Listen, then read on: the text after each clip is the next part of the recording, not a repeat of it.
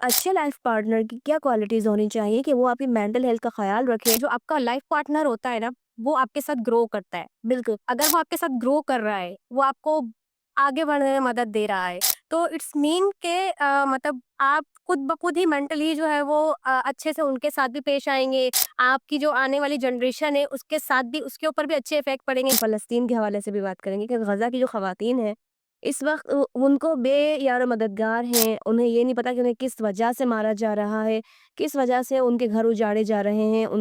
तो उन ख़वातीन की मेंटल हेल्थ पर आप क्या समझते हैं, किस तरह से वो बच्चे जो शहीद किए जा रहे हैं, वो जो ख़वातीन उम्मीद से हैं, जो हमल के साथ वो ये सारी सिचुएशंस देख रही हैं, तो किस तरह से उनकी मेंटल हेल्थ को आप देखती हैं? तो बहुत इफ़ेक्ट करता है जंगी माहौल, बम की आवाज़ हमने तो सिर्फ़ फ़ील की है, उन्होंने तो वो मतलब उनके तो पूरे शहर तबाह हो गए हैं। बिल्कुल। तो वहाँ पे कोई भी बंदा जो है वो नॉर्मली नहीं एक्ट कर रहा। अगर बिस्मिल्लाहिर्रहमानिर्रहीम, अस्सलाम वालेकुम नाज़रीन, मैं हूं तैयबा मेमन और इस वक्त हम मौजूद हैं डॉक्टर महविश मुस्तफ़ा के साथ।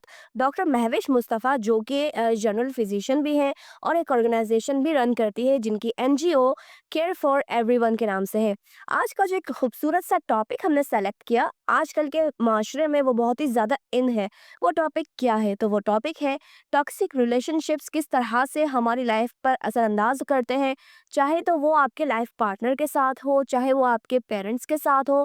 किस तरह से एक जो रिलेशनशिप है आपकी मेंटल हेल्थ पर इफ़ेक्ट करता है, किस तरह से आप इसे सर्वाइव कर सकते हैं, किस तरह से आप अपनी लाइफ पर इसके जो कह सकते हैं कि जो मुज़िर असरात हैं, बुरे असरात हैं, उनसे बच सकते हैं और किस तरह से आप जो है वो अच्छी-सी ज़िंदगी गुज़ार सकते हैं। तो इस हवाले से हमारे पास जितने भी सवालात हैं, उन सब के जवाबात आज देंगी डॉक्टर महविश मुस्तफ़ा, जो कि इस वक्त हमारे साथ मौजूद हैं। अस्सलामु अलैकुम। वालेकुम अस्सलाम। कैसी हैं महविश? अल्हम्दुलिल्लाह मैं बिल्कुल ठीक, आप कैसी हैं? अल्हम्दुलिल्लाह, बहुत-बहुत शुक्रिया। अपने कीमती वक़्त से चंद लम्हात आपने आज के इस पॉडकास्ट को दिए, आपने हमारी पब्लिक को दिए, जो कि बहुत ही इम्पोर्टेंट एक टॉपिक था, जिस पे हम जो है बात भी कर रहे थे कि हमें किस तरह से इस पे डिस्कशन करना चाहिए। महविश, सबसे पहले तो मैं ये पूछना चाहूँगी, वो मेंटल हेल्थ, वो ज़्यादा इम्पोर्टेंट है या फिज़िकल हेल्थ इम्पोर्टेंट है? देखिए, फिज़िकल हेल्थ जो है ना, वो इंसान को इतना इफ़ेक्ट नहीं कर रही होती, जितना जो है वो मेंटल हेल्थ जो है, अगर हम मेंटली वेल नहीं होते, वो जितना इंसान को इफ़ेक्ट करता है, वो शायद किसी को भी अंदाज़ा नहीं है कि वो कितना डेंजरस हो सकता है। क्योंकि मेंटल हेल्थ सीधा आपको, अगर आप मेंटली वेल नहीं हैं, मेंटली जो है ना आप डिप्रेस्ड हैं या मेंटली आप एंग्ज़ायटी का शिकार हैं या कोई भी इस किस्म का मसला है, तो वो सीधा आपको जो है ना सुसाइड के ऊपर लेके जाती है। और हम बोलते हैं कि यार फ़लाँ बंदे ने क्यों सुसाइड कर ली? सही। आखिर उसने सुसाइड जैसा इक़दाम लिया है तो ज़ यकीनन उसकी ज़िंदगी में कुछ ऐसा हुआ है जो वो इतना मतलब मेंटली डिस्टर्ब था, जो सबके साथ हँस बोल रहा था, लेकिन कुछ ऐसा हुआ कि जो है वो सुसाइड की तरफ चला गया। तो जितना फ़िज़िकल हेल्थ इफ़ेक्ट नहीं कर रही होती, उतना मेंटल हेल्थ जो है वो बंदे को इफ़ेक्ट कर रही होती है। और वो उसके हर रिश्ते को आपस में मतलब जो है ना वो इफ़ेक्ट कर रही होती है। अगर तो आपकी वाइफ़ है और आपका हस्बैंड जो है वो मेंटली डिस्टर्ब है, तो वो उसका सारा इफ़ेक्ट आपकी वाइफ़ पे पड़ रहा होता है। अगर आप मदर हैं और अगर आप प्रेग्नेंट हैं, आप 3 बच्चों की माँ है या 2 बच्चों की माँ है, वो सारा जो आपको जो मेंटली स्ट्रेस होता है, वो बच्चों के ऊपर निकल रहा होता है, कि हुँ। जो हम किसी से कह नहीं सकते, तो वो उन लोगों के ऊपर हम वो जो है वो निकाल रहे होते हैं। तो मेंटली हेल्थ बहुत इम्पोर्टेंट है कि आपको मेंटली जो है वो वेल बीइंग हो, ताकि आप दुनिया में सर्वाइव कर सकें अच्छे से। सही है। अच्छा, तो एक अच्छे लाइफ, जैसे कि आपने मुझे कहा कि अगर आपका लाइफ पार्टनर अच्छा नहीं होता कि वो आपकी मेंटल हेल्थ को नहीं समझ पाता या वो आपको इस तरह की सिचुएशंस क्रिएट कर देता है कि आप मेंटल हेल्थ आपकी ख़राब हो जाती है। तो एक अच्छे लाइफ पार्टनर की क्या क्वालिटीज़ होनी चाहिए कि वो आपकी मेंटल हेल्थ का ख़्याल रखे, वो आपको जो है वो एंग्ज़ायटी, डिप्रेशन से निकाले और वो आपको एंग्ज़ायटी या डिप्रेशन की जानिब ना जाने दे। तो किस तरह से इसको हम सर्वाइव कर देखिए, सकते ये बहुत जो है वो अच्छा सवाल है और इसके ऊपर जो है वो मैं यही बोलूँगी कि जो आपका लाइफ पार्टनर होता है ना, वो आपके साथ ग्रो करता है। हैं? बिल्कुल। अगर वो आपके साथ ग्रो कर रहा है, वो आपको आगे बढ़ने में मदद दे रहा है, तो इट्स मीन के मतलब आप खुद ब खुद ही मेंटली जो है वो अच्छे से उनके साथ भी पेश आएँगे।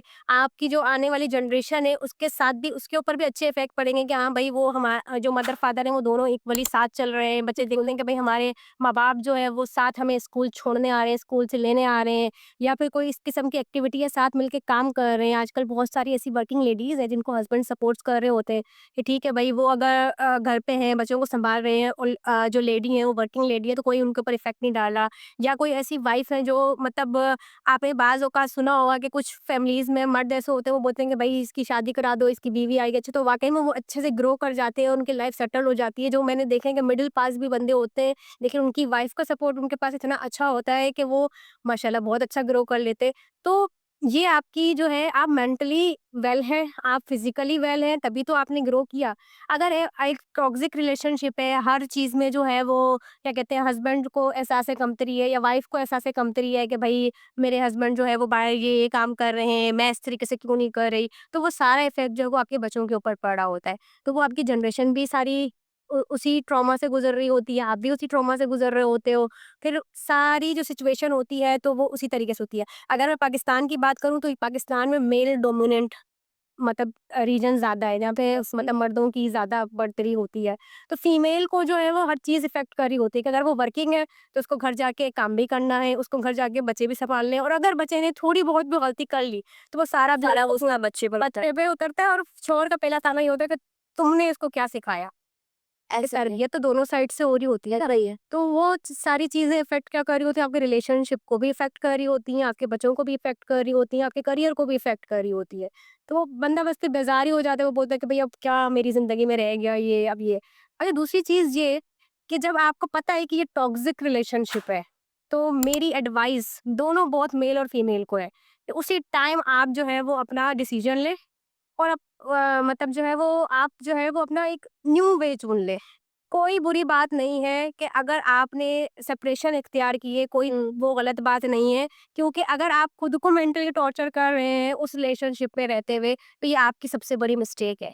ऐसा ही है। क्योंकि वो आप साथ-साथ दूसरे पार्टनर को भी अपने साथ जो है ना मजबूरन उसको सर्वाइव करने पे मजबूर करें कि भाई मैं तो सर्वाइव कर रहा हूँ, आप भी मेरे साथ मजबूरन सर्वाइव करें।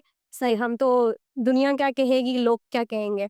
यही सारी चीज़ें सोचते रहते हैं कि भाई लोग क्या कहेंगे? ऐसा ही। तो बस ये वाली चीज़ें हैं, इनको हमने ओवरकम करना है और इसी के ऊपर जो है हम वर्कआउट। अच्छा, होता ये है महविश कि एक बंदा जो आपको देखता है कि आप बहुत ज़्यादा कैरियर ओरिएंटेड हैं और वो देखता है कि आप डे बाय डे ग्रो कर रही हैं। एग्ज़ैक्टली। ठीक है, ही लव्स यू और या इसके अलावा जो है ही केयर्स अबाउट यू, लेकिन वंस ही से कि आपको जो है अपने कैरियर को आफ्टर मैरी मी आपको अपने कैरियर को जो है वो यहीं पे स्टॉप करना पड़ेगा। आप अपने कैरियर को परस्यू नहीं कर सकते, आप घर से बाहर नहीं निकल सकते, आप जो है अपने जो है इवेंट्स हैं या फिर अपने एम्बिशंस हैं, अपनी ऑर्गेनाइजेशंस हैं, इनको आपको साइड करना पड़ेगा। तो आप इसको रिलेशनशिप में रेड फ्लैग समझती हैं या वो अपने अपने तौर पे अपनी जगह पर सही है? क्या औरत को ये बात मान लेनी चाहिए? देखिए, इसमें 2 कंडीशंस हैं। अगर तो वो बंदा जो है वो बिल्कुल फाइनेंशियली स्ट्रॉन्ग है, ठीक है? वो बोलता है कि भई आपकी जो विश है वो मैं वो पूरी कर रहा हूँ, ठीक है? मैं आपकी जो है वो कोई भी इस तरीके की चीज़ नहीं है जो आपकी मतलब जो है ना बाकी रहेगी। तो दैट्स मीन कि अगर आप भी उनको मतलब लव करते हैं, वो भी आपको लव करता है, तो तब तो फिर समझ आता है कि चलो लव के लिए दोनों ने सैक्रिफाइस कर दिया, आपने करियर सैक्रिफाइस कर दिया, तो उन्होंने बोला कि चलो मैं आपकी हर विश पूरी कर दूँगा। लेकिन अगर वो मेंटली भी सॉरी फाइनेंशियली भी जो है वो वेल नहीं है, फिर उसके बावजूद वो आपको ग्रो करने से रोक रहा है, आपको बोल रहा है कि आप भी ये ना करो, तो आई डोंट थिंक सो कि फिर उस रिलेशनशिप की तरफ जाना चाहिए। फिर तो बिग रेड फ्लैग है कि भई वो फिर आपकी जो है ना, क्योंकि ज़ाहिर-सी बात है आजकल का जो दौर है, इसमें फाइनेंस भी बहुत ज़रूरी है, करियर भी बहुत ज़रूरी है। आजकल अगर आप किसी अच्छे स्कूल में एडमिशन लेने जाते हैं, तो वहाँ मदर-फादर दोनों का इंटरव्यू हो रहा होता है कि भई हम दोनों का इंटरव्यू लेने के बाद बच्चे को एडमिशन मिलेगा। भई हर चीज़ इफ़ेक्ट कर रही होती है आपको कि भई आपका क्या मतलब आगे मोटिव है। अब बिना मकसद के अगर आप लाइफ़ जीना है, क्योंकि जानवर भी तो ज़िंदगी जी रहे हैं। हम भी अगर बगैर मकसद के लाइफ़ जिएँगे, आए दुनिया में खाया-पिया उसके बाद चले गए, तो दैट्स नॉट गुड थिंग, जो कि मैं नहीं समझती हूँ कि अगर कोई आपको मोहब्बत करता है तो वो कभी भी आपका करियर बंद नहीं करेगा, वो आपको कभी ग्रो करने से नहीं रोकेगा। उल्टा वो आपको बोलेगा कि जो है वो आप ग्रो करो, मेरे साथ ग्रो करो। इसकी मैं सबसे बड़ी अच्छी एग्ज़ाम्पल मैं अपने घर में ही देखूँगी कि जब मेरे मदर-फादर की शादी हुई थी, तो वो मेरी जो वालिदा थी वो 9 क्लास में थी। मेरे फादर जो है वो मतलब यहाँ उनकी जॉब कराची में लगी, वो शादी करके आए। तो मेरी वालिदा ने शादी के बाद मैट्रिक किया, शादी के बाद इंटर किया, अब वो माशाल्लाह से टीचर है। और हम लोग आज जिस जिस पोज़ीशन पे, मैं डॉक्टर हूँ, मेरा भाई इंजीनियर है, बाकी मेरे बहन-भाई हैं, तो ज़ाहिर-सी बात है मेरे फादर ने मेरी मदर को ग्रो करने दिया, तो मैं आज इस पोज़ीशन में हूँ कि मैं आपके सामने बैठ के इस टॉपिक पे बात कर रही हूँ। हुँ, वो भी उसी तरीके के होते। जबकि आपको पता है कि मैं बलोच बैकग्राउंड से हूँ, तो किस तरीके की फैमिलीज़ वहाँ पे होती हैं और क्या मतलब सिस्टम है। तो ज़ाहिर-सी बात है, एक अच्छा लाइफ़ पार्टनर आपको मिलता है, आप उसके साथ ग्रो करते हो, उसके बाद ही कहीं आपके बच्चे पहुँचते हैं और आप पहुँचते हो। आज सही। जो भी है तो वो एक इसी तरीके का रिलेशनशिप है। अगर तो कोई आपको बोल रहा है कि आप अपना करियर ख़त्म कर दें, हुँ। अपनी ख्वाहिशात को मार दें, तो फिर तो मेरी तरफ से बिग नो है, क्योंकि ये तो स्टार्टिंग है कि अभी ख्वाहिशात ख़त्म कर दूँ। आगे जाके तो पूरी ज़िंदगी है, तो फिर कैसे वो उसको सर्वाइव कर सकते हैं बंदा। तो ये सारी चीज़ें जो है ना बहुत इफ़ेक्ट करती हैं आपकी जो है वो मेंटल हेल्थ के ऊपर। सही। तो महविश यहाँ से एक वर्ड निकला, अगर हम ये बात करते हैं तो यहाँ से एक वर्ड निकला, narcissist. So what do you mean, what do you know about narcissist? Narcissist basically है क्या? अच्छा, ये हमारे बीच में ही लोग होते हैं, जिनका काम सिर्फ़ ये होता है कि अगर वो कोई बड़ी गलती करते हैं ना, तो वो आगे से ब्लेम ये लगाते हैं, आपने ऐसा किया तभी तो ये गलती हुई, वरना मैं तो ऐसा नहीं कर रहा था। मतलब ओके। एट द एंड उधर से भी इधर से भी रॉन्ग आप ही हैं। मतलब ये आपको जो है ना हर तरीके से लो फ़ील करवाएँगे कि भाई तुमने अगर ऐसा नहीं किया होता तो मैं ये नहीं करता, या तुमने अगर ऐसा नहीं डिसीज़न लिया होता तो ये नहीं होता, या उस टाइम तुम मुझे समझा देती, मुझे रोक लेती, ये स्टेप लेने से तो मैं आज बच जाता इसमें। मतलब हाँ, इन द एंड ब्लेम आपके ऊपर ही है। तो ये बंदे से ना तो बिल्कुल बच के चलना चाहिए, और ये हमारे बीच में ही होते हैं और किसी भी सूरत में हो सकते हैं। सम टाइम हमारे बहन-भाइयों में ऐसे होते हैं, सम टाइम हमारी कोलीग्स में ऐसे होते हैं। हाँ। आपने देखा होगा कोलीग्स में ऐसे लोग होते हैं, सारा काम करवा के फिर उसके बाद फिर बोलते हैं कि नहीं ये आपने कर लिया। सही। मैंने तो आपको मना किया था। हुँ। बॉस के सामने बॉस के सामने। हाँ। कि मैंने तो आपको मना किया था कि ये काम मत करना, लेकिन आपने कर लिया, अब हुँ। तो इसका कोई चारा नहीं है। फिर सम टाइम जो है वो हमारे जो है पेरेंट्स इन चीज़ों में आ जाते हैं। अरे ऐसे। देखा, तुम्हें मैंने रोका था ना, तुम नहीं रुकी, अब देखो ये हो गया, इस तरीके से। तो बहुत सारी जगहों पे हम लोग ऐसे लोगों को फेस कर रहे होते हैं, बस हमारी समझने की थोड़ी-सी वो होती है, और फिर हम भी खुद को ब्लेम कर देते हैं, यार ये तो सही बोल रहा था, कि जो ना अगर मैं ऐसा कर लेती तो ये नहीं होता, ये वैसा नहीं होता। मतलब वो हमें गिल्टी फ़ील करवाने की हर मुमकिन कोशिश करते हैं कि आपने तो ये क्या एज़ अ लाइफ़ पार्टनर एक लाइफ़ पार्टनर भी नार्सिसिस्ट हो सकता है? बिल्कुल हो सकता है। लाइफ पाकिस्तान में तो 80% जो लाइफ पार्टनर्स हैं वो इसी उस पे चल रहे हैं। सही। आपने आपने ही तो बोला था ये होगा, उसके बाद इस तरीके से होगा, तो ये इस तरीके से हो गया। आपने बोला था कि ये वाला काम इस तरीके से होना था, अब ये नहीं हुआ तो ये गलती आपकी है। सही। तुम्हें मैंने बोला था ये काम इस टाइम पे कर लेना, तुमने नहीं किया, अब ये तुम्हारी गलती है, भुगतो। तो ये सारी चीज़ें हैं, पहले पछताने से बेहतर है बाद में मतलब जो सॉरी, बाद में पछताने से बेहतर है कि पहले आप कोई अच्छा सा डिसीज़न लेके इसको एंड अप कर दें। ये मेरा मतलब जो है पर्सनली ओपिनियन है। क्योंकि एक फीमेल के फेस पे नज़र आता है कि वो कितनी खुश है अपने लाइफ पार्टनर के साथ। आजकल तो जैसे लिविंग रिलेशनशिप भी है, काफ़ी सारी ऐसी चीज़ें हैं जो हम देखते हैं जो यूरोप साइड से अब पाकिस्तान में भी आ गई है। तो इन सब चीज़ों का इफ़ेक्ट जो है वो आपकी जो है हर चीज़ पे पड़ होता है, आपके हार्मोन्स पे पड़ रहा होता है, आपके फेस पे वो सारा दिख रहा होता है कि हाँ भाई ये बंदा कितना खुश है और क्या है। फिर आपकी जो मेंटल हेल्थ है उसके ऊपर वो बहुत ज़्यादा इफ़ेक्ट कर रहा होता है कि जो है ये बंदा मेंटली कितना वेल है, कितना आगे, जबकि आप मेंटली वेल होंगे तो अच्छा परफ़ॉर्म कर सकेंगे ना। आज आप और मैं यहाँ बैठे हुए हैं तो इट्स मीन कि हम मेंटली वेल है, तो इस एक टॉपिक के ऊपर बात कर रहे हैं। ऐसे। अगर हम पीछे से ही टॉर्चर में होते, पीछे से ही हमारे हमारे ऊपर कुछ इस किस्म के जो है वो चीज़ें होती, तो ये बहुत चीज़ें इफ़ेक्ट करती हैं। तो हमें इन इन चीज़ों से तो बिल्कुल बहरहाल बच के ही चलना है। और बिल्कुल। मेरी एडवाइस है कि जो है ना, अगर आपके रिलेशनशिप में ये चीज़ें अपीयर होना शुरू हो गई हैं, तो इट्स टाइम टू थिंक। या तो बोथ लाइफ पार्टनर्स बैठ के बात करें, वरना जो है वो आगे अपने बच्चों की लाइफ के लिए ये सोचें कि आगे वो अपने बच्चों में क्या जनरेट कर रहे हैं। क्योंकि वो वही करेंगे जो आप लोग कर रहे हो घर में। फिर हुँ। वो आगे टॉक्सिक रिलेशनशिप उनके भी होंगे। सम टाइम जो है वो वालिदैन अपने बच्चों के लिए टॉक्सिक बन जाते हैं कि यहाँ शादी करनी है, यहाँ नहीं करनी, वो मेंटली डिप्रेशन में चले जाते हैं। आप जो है उनको एक स्पेस दें, आप जो है डिस्कशन करें, जितनी हेल्दी डिस्कशन आपकी लाइफ में होगी, उतना ही अच्छी आपकी लाइफ होगी। ऐसे ही है, तो आप ये समझती हैं कि एक बंदा जो आपको बार-बार मेंटली टॉर्चर कर रहा हो, आपको बार-बार डिप्रेशन, एंग्ज़ायटी दे रहा हो, किसी न किसी बात पर, या समटाइम्स इग्नोर कर रहा हो, या समटाइम्स जो है आपको करियर ओरिएंटेड होने से या करियर ग्रो अप करने से मना कर रहा हो, तो वो बंदा सीधे लफ्ज़ों में उसके बारे में सोचा जा सकता है। तो एक कहा जाता है कि एक पढ़ी-लिखी औरत की जो मेंटल हेल्थ है, उसको एक जाहिल आदमी बर्बाद कर देता है। इस हवाले से आप क्या कहेंगी? तो उस औरत को किस तरह से ग्रो अप करना चाहिए? किस तरह से इस औरत को जो है इस चीज़ से जो है मूव ऑन करना चाहिए? अब देखें, सबसे पहले तो अगर वो औरत मूव भी करना चाहेगी ना, तो हमारा माशरा ऐसे वो उसको मूव नहीं करने देता। उसपे सारी चीज़ें होती हैं कि हम लोग जो हैं वो लोगों से बंधे हुए लोग हैं। सबसे पहली जो चीज़ हमारे पास आती है, लोग क्या कहेंगे? एग्ज़ैक्टली। लेकिन मैं बोलती लाइक हूँ कि लोग एट द एंड आपको बोलेंगे इन्ना लिल्लाहि व इन्ना इलैहि राजिऊन, दैट्स इट। आपको लोगों का सोचना ही नहीं चाहिए। आपको आपकी लाइफ़ आपके लिए मिली है। अल्लाह ताला ने आपको जो है वो आपके लिए पैदा किया है।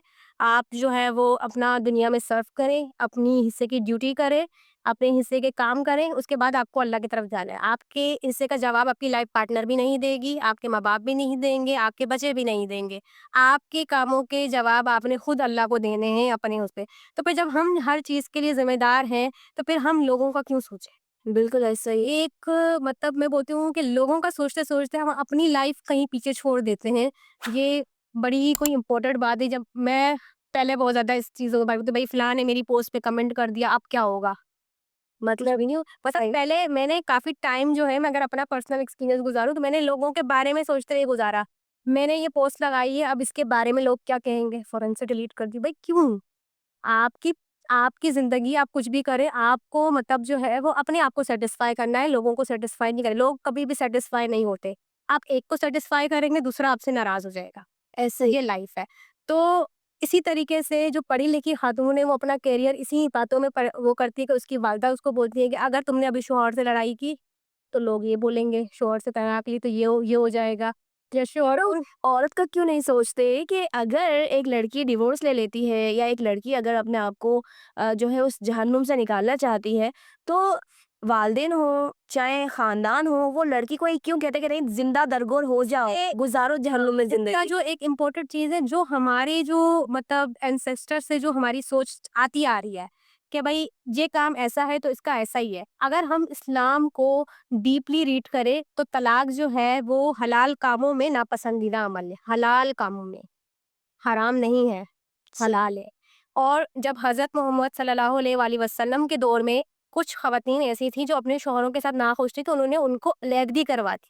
ये ऐसे कोई ही। इतना बिग डील नहीं है। अगर 2 लोग आपस में साथ नहीं रह रहे, चाहे वो जो है क्या कहते हैं मतलब पसंद की शादी थी या वो माँ-बाप की पसंद की शादी थी, तो उसमें सबसे पहले अल्लाह ताला ने तो बहुत ईज़िली एक रूल बनाया हुआ है कि जब आप शादी करें तो अपनी औलाद से पूछें, हुँ, ठीक है? ऐसा ही है। अपनी औलाद से पूछें। जब गलती वहीं से स्टार्ट हुई, उन्होंने औलाद से पूछा ही नहीं कि भई मैं मर रही हूँ, तो भई आपने अपनी फूफो की बेटी से शादी करनी है या अपने मामू के बेटे से शादी। हाँ, मरने वालों के लिए जो है वो ज़िंदा लोग जो है वो ज़िंदा दरगोर हो जाएँ। को मार तो ऐसा ये ही है, कहीं का भी इंसाफ नहीं है ना। ऐसा ही है। फिर उस रिश्ते को निभाने के लिए बोलो अब तो बच्चे हो गए, कॉम्प्रोमाइज़। मानिए क्यों? बच्चे तो अपनी ज़िंदगी जिएँगे ना। आप जब अल्लाह ताला ने एक साफ लफ्ज़ों में बल्कि अपने एक्ट से साबित किया कि जब उन्होंने अपने लिए दुनिया में सबसे पहले हज़रत आदम अलैहिस्सलाम को भेजा, ठीक है? वो रहे, आदम अलैहिस्सलाम जन्नत में थे, अपनी लाइफ़ गुज़ार रहे थे, लेकिन जब अल्लाह ताला को फ़ील हुआ कि हज़रत आदम अलैहिस्सलाम जो है वो लोनली फ़ील कर रहे हैं, तो उनकी पसली के लिए उनके लिए हवा बनाई। तो पहला रिश्ता ही मियाँ-बीवी का है और हम पहले रिश्ते को ही सबसे ज़्यादा नेगलेक्ट करते हैं। ऐसा ही है। आप देखिए आपको बहन-भाई, माँ-बाप, मामू, ताया, चाचा सब गिफ्टेड मिलते हैं। हुँ, सिर्फ़ एक रिश्ता है जो हम दुनिया में आगे बनाते हैं, वो होता है हस्बैंड वाइफ हस्बैंड का वाइफ। और उसी के लिए हम लोग पूरे खानदान का सोचते हैं, पूरे घरवालों का सोचते हैं, दुनिया क्या कहेगी ये सोचते हैं। ये नहीं सोचते कि हम खुश रहेंगे या नहीं रहेंगे, क्योंकि उन 2 लोगों ने साथ चलना होता है, ज़िंदगी गुज़ारनी होती है। तो उसके लिए मेंटली कितना वेल होना चाहिए, ये कितना इम्पोर्टेंट है, ये बहुत इम्पोर्टेंट है कि आप दोनों जो है मेंटली भी ठीक हों। आप मेंटली ठीक होंगे तो बच्चे भी ठीक होंगे ना। या सिर्फ़ बस हमने ड्यूटी निभानी है कि भई हाँ, हमारी भी फैमिली होनी चाहिए, हमारा भी घर होना चाहिए, बच्चे हो गए अब बस दैट्स इट नहीं। सही। आपका अपना क्या मोटिव है? जब अल्लाह ताला ने आपको बता दिया कि मियाँ-बीवी ही वो वाहिद रिश्ता है जो जन्नत में भी साथ होगा। कभी आपने देखा किसी ने बोला, किसी मौलवी ने बोल दिया हो कि भई आप अपनी माँ के साथ रहेंगे या बाप के साथ रहेंगे या बहन के साथ रहेंगे या भाई के साथ रहेंगे। इवन के बहन-भाइयों का तो ये भी है कि आपका अगर वो आप हँस के बात कर रहे हो तो वो मोमेंट जो है कैप्चर हो जाता है, क्योंकि मरने के बाद बहन-भाई साथ नहीं होंगे। तो हम हर उस रिश्ते को इम्पोर्टेंस देते हैं, लेकिन अपने जो मियाँ-बीवी हैं वो एक-दूसरे को इम्पोर्टेंस नहीं देते। तो वही सबसे ज़्यादा बड़ा जो है वो मेंटली डिसऑर्डर का सबब बनता है। तो बस सही। हमने इसी को समझना है, इसी को लेके चलना है। सही बात है, तो लेकिन एक मर्द अगर गुस्से में ये कहे कि औरत का दर्जा मर्द से एक दर्जा नीचे है, यानी कि मर्द एक दर्जा ऊपर है, फिर वो गुस्से में कितना ही कुछ कह जाए, कितना ही कुछ आपको मेंटली डिस्टर्ब कर जाए, डिप्रेशन दे जाए, ज़लील कर जाए, एंग्ज़ायटी दे जाए, ऐसे मर्द के लिए आप क्या कहेंगी? देखिए, एक चीज़ तो औरत को भी समझनी पड़ेगी ना, अगर एक दर्जा उसको ऊपर है तो है, हुँ, उसको ना मैं डिनाई कर सकती हूँ, उसको ना आप डिनाई कर सकते हो, ऐसा ही है। ठीक है? अब उसको मतलब औरत को अल्लाह ताला ने ऐसा बनाया है कि उसको प्यार-मोहब्बत से डील करना है। वो बोला गया है कि औरत हुँ, मतलब निस्बतन मर्द से नाक़िसुल अक़ल है, उसके अंदर अक़ल की कमी है। मैं खुद औरत हूँ लेकिन ये फैक्ट है, ठीक है? तो वो जो है उसको उसको प्यार से डील करना होता है। उसको जो है आपने ज़बरदस्ती करेंगे तो वो ज़िद पे आ जाएगी। ऐसा ही है। फिर उसको रोने-धोने शुरू हो जाएँगे कि ये हो गया, वो हो गई। तो उन रोने-धोने से बचने के लिए आपको वैसे पहले से ही उसको सेटल डाउन करके चलना है। क्योंकि हमने जो अभी जैसे मैंने एक बात बताई ना हज़रत आदम अलैहिस्सलाम को अल्लाह ताला ने अपने लिए बनाया। सही उसके लिए हव्वा को बनाया तो उसका दर्जा तो वहीं कम हो गया। सही बात। तो हमने उसको वो करा हाँ, अपनी लिमिट में रहते हुए औरत चल रही है, उसके बावजूद जो है वो मर्द जो है उसको टॉर्चर कर रहा है तो फिर तो मैं बोलती हूँ कि उसके साथ रहने का कोई जवाज़ ही नहीं बनता है। फिर तो आप उसको द एंड कर दें तो ज़्यादा बेहतर है। आगे जो है ना अपनी सेहत बर्बाद करने से या कुछ और करने से बेहतर है कि आप उसको वहीं पे तो महविश क्या ये ज़रूरी है कि अगर आपकी मेंटल हेल्थ अच्छी नहीं है, तो वो आपके हार्मोन्स पर असरअंदाज़ करती बहुत, है? बहुत इफ़ेक्ट करती तो है। इसके क्या इफ़ेक्ट्स अभी पड़ते जैसे मैं हैं? आपको पता है एज़ अ जनरल फिज़िशियन मैं गायनी भी डील कर रही होती हूँ, तो वहाँ पे जो है हमारे पास बहुत सारी फीमेल्स ऐसी आती हैं जिनकी रिपोर्ट्स बिल्कुल क्लियर होती हैं, ठीक है? और उनके ऊपर कोई इश्यू नहीं होता लेकिन उनको प्रेगनेंसी नहीं हो रही होती। तो वो रीज़न बेसिकली होता है कि वो मेंटली डिस्टर्ब होती है। अब उसके रीज़न हो सकते हैं ससुराल, वहाँ पे रवैया कैसा है उनके साथ, शौहर का बिहेवियर कैसा है। क्योंकि देखें अगर शौहर को बीवी पसंद नहीं है, वो पहले दिन ही शादी की रात ही उस औरत को बता देता है कि भई तुम मुझे पसंद नहीं हो, मेरे माँ-बाप नहीं पसंद हो। पहला टॉर्चर तो उसको वही हो गया, ठीक है? फिर उसके बाद जो है वो ज़ाहिर-सी बात है जब मर्द इज़्ज़त नहीं करेगा तो उसके घरवाले भी उसकी इज़्ज़त नहीं करेंगे। तो उसको दूसरा वो टॉर्चर हो जाता है। फिर उसके हार्मोन्स पे वो इफ़ेक्ट कर रहा होता है।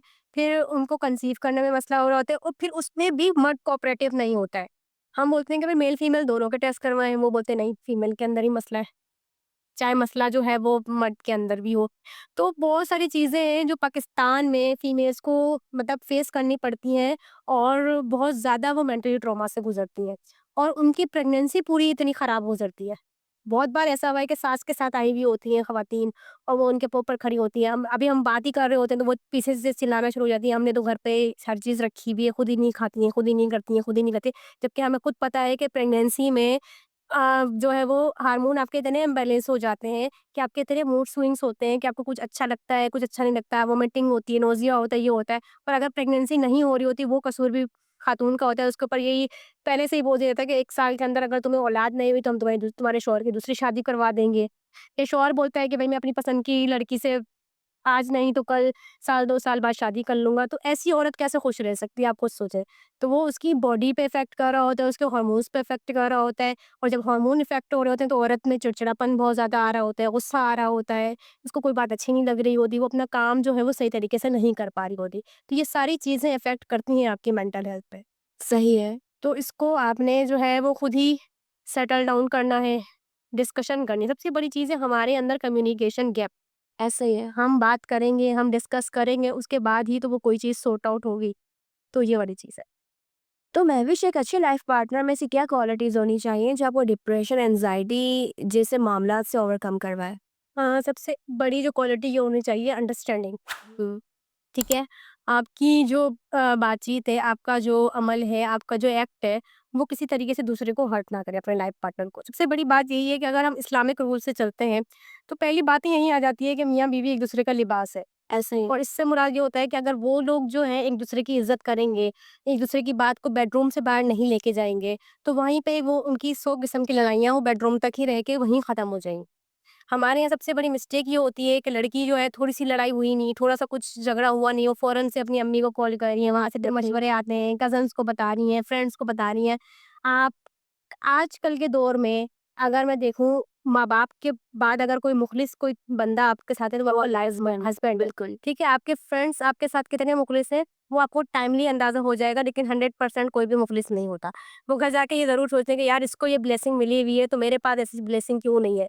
क्योंकि काफ़ी सारी चीज़ें ऐसी होती हैं कि सम टाइम हम जिसको अपना जो है वेल विशर समझते हैं, वही हमारा सबसे बड़ा जो है वो एनिमी बन के सामने आता है। वो आपको मशवरे ऐसे देगा कि आप अपना भई नहीं छोड़ दो, ऐसे कर दो, ऐसे जवाब दो, ऐसे कर दो। तो इन सब चीज़ों से जो है ना आपको खुद को बचाना है और जिससे मसला है ना उससे डिस्कस करेंगे तो वो ज़्यादा बेटर है। अगर आपको अपने लाइफ पार्टनर से मसला है, आप उससे बात करें, उससे डिस्कस करें।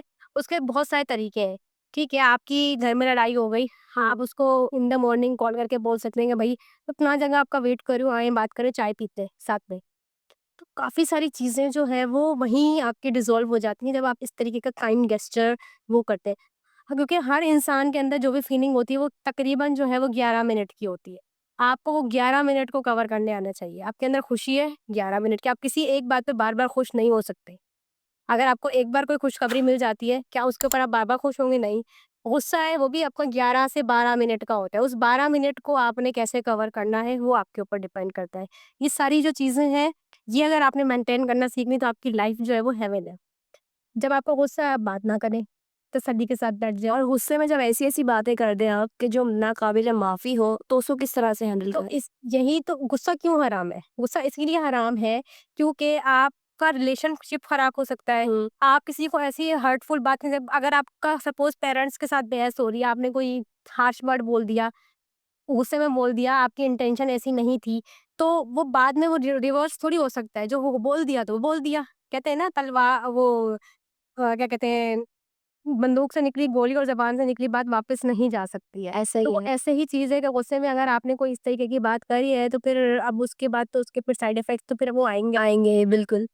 बिल्कुल महविश ऐसी ही बात है। अच्छा, यहाँ पर मैं आपसे एक बात कहूँगी, हमने बात की फ़िज़िकल हेल्थ के हवाले से मैंने और मेंटल हेल्थ के हवाले से, जो कि ख़वातीन के लिए बहुत इम्पोर्टेंट है। मैं यहाँ पर एक बात ऐड करना चाहूँगी कि हम अपनी ख़वातीन के बारे में तो बात करते हैं, लेकिन यहाँ पर हम फ़लस्तीन के हवाले से भी बात करेंगे कि गज़ा की जो ख़वातीन हैं, इस वक़्त उनको बेयार मददगार हैं। उन्हें ये नहीं पता कि उन्हें किस वजह से मारा जा रहा है, किस वजह से उनके घर उजाड़े जा रहे हैं, उनके जो है घर मकान तबाह किए जा रहे हैं, उनके शहर को वीरान किया जा रहा है गज़ा के हवाले से। तो उन ख़वातीन की मेंटल हेल्थ पर आप क्या समझते हैं, किस तरह से वहाँ बच्चे जो शहीद किए जा रहे हैं, वो जो ख़वातीन उम्मीद से हैं, जो हमल के साथ वो सारी सिचुएशंस देख रही हैं, तो किस तरह से उनकी मेंटल हेल्थ को आप देखती हैं? अब इसके लिए मैं स्टार्ट यहाँ से लूँगी कि पिछले कुछ दिन जो है वो पाकिस्तान के लिए भी काफ़ी क्रिटिकल गुज़रे हैं। अगर हम खुद के ऊपर बात करें तो यकीन करें जो 3 दिन थे, इवन के we are in safe side हमें पता था कि कुछ भी नहीं होगा, लेकिन जब मलीर में हम लोगों ने वो बम ब्लास्ट सुने, आप यकीन करें 3 दिन हमें नींद नहीं आई और हम लोग सुकून से नहीं सोए हैं।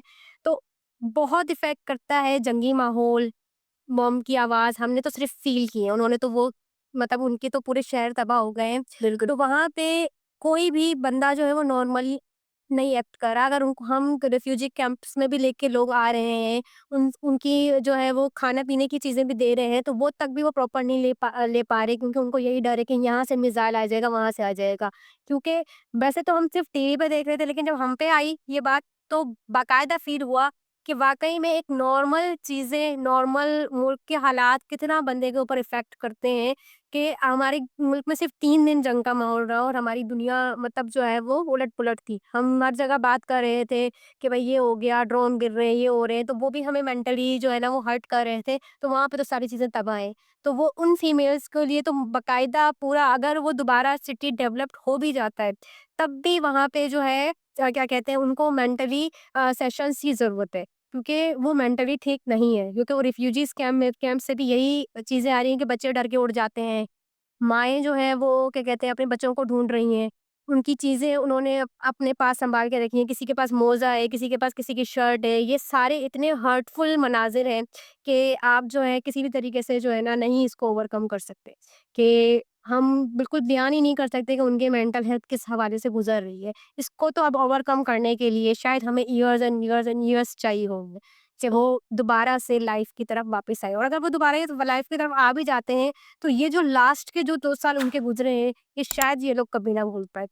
हम अगर आज बात करते हैं कि हमारे बड़े भी हम लोग उसके साथ डिस्कस करते थे कि हम जब पार्टीशन हुआ था कि लोग आ रहे थे, तो वो आज तक दोहराते हैं कि भई हमारे फलाँ-फलाँ लोग हमसे अलग हो गए थे, फलाँ-फलाँ लोगों की जो है ना वो शहीद हो गए थे, या 1971 की जो जंग हुई थी, 1965 की जो जंग हुई, उसके अंदर जो लोग शहीद हुए, वो आज तक उनको नहीं भूल पाए। तो ये लोग कैसे फिर इसको जो है वो भूलेंगे, जो 2 साल से उनके साथ हो रहा है। बिल्कुल, ऐसा ही है कि पहले की तो जंगें यूँ थी कि हम बॉर्डर्स पर निपटा ली, लेकिन अब तो यूँ होता है कि मैंने कैंप देखा था जिसके मंज़र तक बच्चा कहता है ड्रोन आ रहा है, ड्रोन आ रहा है। तो वो सारे वहाँ से भागने लगे और वो ड्रोन आके गिरा। तब तो इस तरह से यूँ तबाहकारियाँ जो है वहाँ पर चल रही हैं। लेकिन फिर भी अगर जो ख़वातीन वहाँ हमल से हैं, जो खव हम यही सोचते हैं कि जो ख़वातीन हमल से हैं या जिनके यहाँ पे बच्चों की विलादत हुई है या जो ख़वातीन वो मेंटल मेडिसिन ही नहीं है। मेडिसिन ही नहीं है, ऐसा नहीं है, तो किस तरह से ये मसला हल किया जा सकता है? आप समझती हैं कि उम्मत मुस्लिमा सोई हुई है?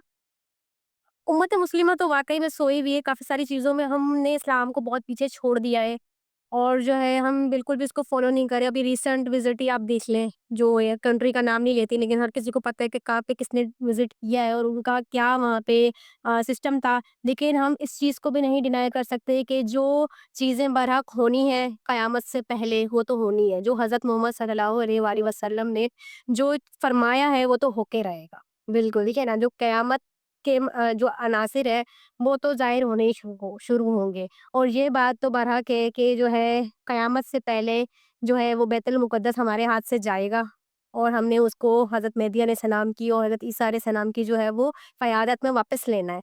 तो ये तो चीज़ें होनी है। तो या तो अब तो मैं ये बोलती हूँ कि या तो दौरे क़यामत नज़दीक है, हम उस दौर की तरफ आहिस्ता-आहिस्ता बढ़ रहे हैं और जो है हम ग़ज़वा हिंद की तरफ आहिस्ता-आहिस्ता बढ़ रहे हैं क्योंकि अभी भी ये टॉपिक ख़त्म नहीं हुआ है। अभी भी जो है वो ये चीज़ें ख़त्म नहीं हुई हैं, अभी भी इनसाइड ये चीज़ें चल रही हैं कि इंडिया किसी भी टाइम अपना बदला ले सकता है, क्योंकि उनकी पूरी दुनिया में जो है वो जगहसाई हो गई है कि भई ये चीज़ें इस तरीके से हुई हैं और अभी जो रिसेंट कल जो हुआ है, जो उनके लोग अभी फिर दोबारा से एक नया इंसिडेंस हुआ है, उनके लोग वगैरह गायब हुए, तो वो फिर दोबारा ऐसी कोई हरकत कर सकता है, तो हमें मेंटली इस चीज़ के लिए तैयार होना चाहिए और अगर खुदा ना ख़ास्ता पाकिस्तान के ऊपर फ़लस्तीन जैसी नौबत आ जाती है, अल्लाह ना करे, अल्लाह ना करे, बिल्कुल। तो हम लोगों को एज़ अ फीमेल अपने लोगों को अपनी जो जिस तरीके से आपने क्वेश्चन किया कि प्रेग्नेंट औरतों पे क्या इफ़ेक्ट हो सकता है, तो उन लोगों को पहले से अवेयर करना है कि आपने किस तरीके से इसको ओवरकम करना है। अव्वल तो हम लोग जिसे फ़लस्तीन की ख़वातीन है, मतलब उनको बाहिम्मत ख़वातीन बोलती हूँ ऐसा ही है।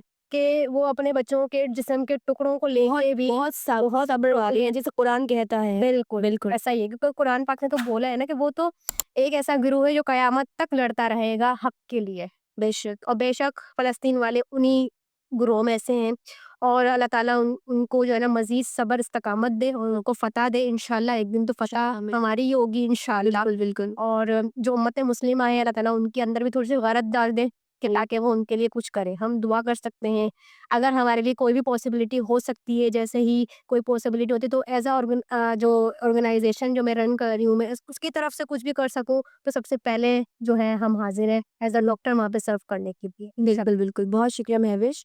बहुत अच्छी बात की डॉक्टर महविश आपने और इसी तरह से जो है हम फ़लस्तीन पर बात करना नहीं रोकेंगे, चाहे हमारा कोई भी टॉपिक हो इंशाअल्लाह, चाहे हमारा कोई भी टॉपिक चल रहा हो, लेकिन फ़लस्तीन के बारे में बात करना हम नहीं छोड़ेंगे। हम फ़लस्तीन के हवाले से बात करना नहीं रोकेंगे। अगर हम जहाद बिस्सैफ़ नहीं कर सकते, तो हम जहाद बिल-लिसान ज़रूर करेंगे।